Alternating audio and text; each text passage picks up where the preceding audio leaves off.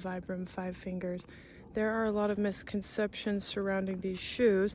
I myself am quite ambivalent about them, meaning I see a couple of advantages that they have over other athletic shoes, but I also see problems that could arise if they started to become your go-to shoe for lots and lots of use. There are things that these shoes will do to affect your feet in a way that is not beneficial in the way that being barefoot would be beneficial. So first of all, let's address the class action lawsuit that was filed against Vibram for the FiveFingers shoes. It's very laughable to me because the person who did that was given their money back because they said that the benefits of simply putting on the shoes and using them were overblown in the ads. Now, to me, that's very obvious. If you don't transition, you're not going to experience that many benefits from switching your footwear. You need to change the way that your foot works and the way that you walk. So if you were to research a couple things about being barefoot, maybe read some Katie Bowman blog posts or watch some of the other videos that I've posted, and you were to put these shoes on, they would have a number of benefits. Because in tandem with doing alignment exercise, like corrective exercises to get your alignment functional, by wearing these shoes, you have the benefits of any minimalist footwear. For example, you don't have a raised heel. If there's not a raised heel on your shoe and the heel is level with the toe box, and you're working on your alignment by researching it on the side and doing things to check in, you are going to have, for example, much more shapely and functional gluteal muscles. That's just one example of the great things that can happen if you switch to these shoes, along with following a transitioning program with some guidance by somebody who is experienced and knowledgeable. So comparing these to other minimalist athletic footwear, they allow for toe spreading. That's because each toe goes into its own little compartment, and many minimalist shoes are too narrow in the toe box in order to achieve a certain look. Unfortunately for fashion, a lot of the best minimalist shoes kind of would look ridiculous because they would look almost like baby shoes. The widest part of a shoe actually should be the toe box, and it creates a triangular shape which kind of looks like an adult wearing a baby shoe. And so these get around that by putting each toe into its own separate compartment. Now, that is very good for the toe spreading and the function of the foot in that way. A couple other of the advantages of these Vibram FiveFingers, other than the toe spreading and the fact that there are benefits to any minimalist shoe compared to other shoes that have too much cushioning and too much structure. They will protect your toes from toe kicking. They do have some good traction on the rubber sole, and there is an antimicrobial finish to the material on these shoes. I haven't looked into whether that's a skin irritant, but I will say that having worn them many times with no socks, they do not become gross or acquire a smell to them, and I think that's thanks to the antimicrobial finish on them. So they are well constructed, they are durable, they do not wear out as quickly as other shoes, although I'm sure that some people who put hundreds of miles on these might say differently. I do not believe that these are great shoes for extended use. Like, categorically, I don't think Vibram FiveFingers are great for extended use. So one of the main points I wanted to make in this quick review is that many people will review a shoe right after they get it delivered to their house. They order it online, they open up the box, they try them on, and then they film themselves walking around, and they're like, look at me, this is my new look, these are my new shoes, and they're changing my life, so I highly suggest that you buy them. I don't believe that those are helpful reviews, because you need to see how is the shoe going to affect your foot over time. I can now answer, I've used these on and off for about a year and a half, and I can answer the question of how do these impact your foot over time. So, big picture of footwear is that either a shoe is going to shape itself to your foot, or your foot is going to shape itself to the shoe. So many shoes really have a big impact on your foot in the way that your foot ends up squeezing itself into the shoe and changing its function to fit the shoe. a very good pair of minimalist shoes, it should start to even change shape and change form as it forms itself to your foot, so that the shoe is giving way to the foot rather than the foot giving way to the shoe.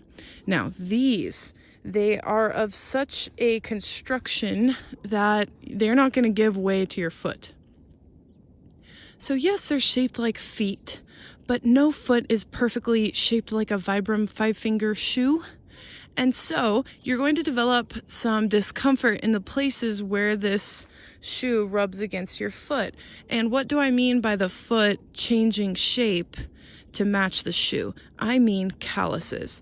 So the number one disadvantage to these is that, for me personally, after wearing them pretty consistently over several months, the first thing that I noticed was calluses on the sides of my toes, especially on this inner side of my big toe. I was developing very noticeable calluses, which went away when I stopped using the Vibram FiveFingers and just did some barefoot hiking. I was not using these very heavily outdoors because I just don't see a need to. I put them on for this review, but I was mostly using them for indoor settings where I needed to be shod for the legal reasons of certain gymnasia. And I noticed the toe calluses and I thought, this is a price I'm not willing to pay, because when you're a barefoot hiker, you are going to have a nice, even, smooth callus across the entire bottom of your foot. It's very uniform. It's not like one thick callus on the side of your toe. One thick callus on the side of your toe is what you can expect if you get these, or depending on how your foot is differently shaped from the shape of this shoe, there's going to be some sort of consequence to wearing these. So that takes me to the other big disadvantage of these shoes. It's kind of funny how one of the biggest misconceptions has come out of these shoes, and that is that because they are shaped like a foot, we think that somehow wearing these is the same thing as walking around barefoot, and I'm here to tell you that's not true. If you were to picture a rubber glove, like a highly structured rubber glove that was like a Vibram FiveFingers for your hand, you would never go around saying, wow, wearing this Vibram FiveFingers glove is exactly like just wearing my naked hand. It's the same feeling. You would never say that because there's a lot of tactile input that's going to go away. You don't have as much sensory input. Your skin's not toughening up. You are not having to adapt to the temperature of whatever you're touching, so there's many reasons why you might want that. There's a reason why we wear oven mitts on our hands, or we wear gloves on our hands in the winter. Likewise, you could put these on if you are transitioning into having a greater range of temperature tolerance on the soles of your feet, so that you're able to hike in the snow with the ability to toe spread in these, which is greater than the ability to toe spread that you might have in a pair of boots. And you get a lot more ankle mobility in these than you would get in a pair of boots. So there's some advantages, you protect your feet from the temperature, and you get some extra traction if the ice is very slippery. But do not confuse these with going barefoot. It's not the same thing, and it's kind of a misnomer, and I think that's one of the biggest issues that arises from these shoes, is that we see it as a stand-in for being barefoot when it is in fact not. Now, the last disadvantage of these that I would like to mention is just that they are so weird looking. You should take that seriously coming from me, because I do tend to sacrifice fashion for function, and I even think that these are a step too far. So if you are putting on shoes for the sole purpose of fitting in with your society, these are not going to help you fit in. And some final advice on minimalist footwear. A lot of it, even though it is of quality make and of good materials, a lot of minimalist shoe brands are overpriced, like between $100 and $200 for a single pair of shoes. You should not be paying that amount of money for minimalist shoes, especially in the beginning when you're trying things out and finding out how different shoe styles affect the function of your foot. I would suggest that if it's a more expensive popular brand such as the Vibram FiveFingers, that you get them either used, like sometimes REI and different stores have sales where they sell the pairs of shoes that were returned right after they were bought at a discount. I personally got these on a major sale online when they were trying to clear out this color, so I got these for under $40, and I would not suggest paying more than that for a pair of Vibram FiveFingers. Honestly, the best best minimalist footwear for me that affects the function of my foot the least when I need to wear shoes, I get on Amazon, and it costs between $15 and $20. I'll put the link in the description if you're interested in looking into that. But I just bring up this point to say you should not be breaking the bank on buying minimalist footwear. If it's a big brand, get it used online. Just keep your eye on different places where used shoes are sold online until your size and your desired style comes up, and just get it that way so that you can test it out without dropping a ton of money on it.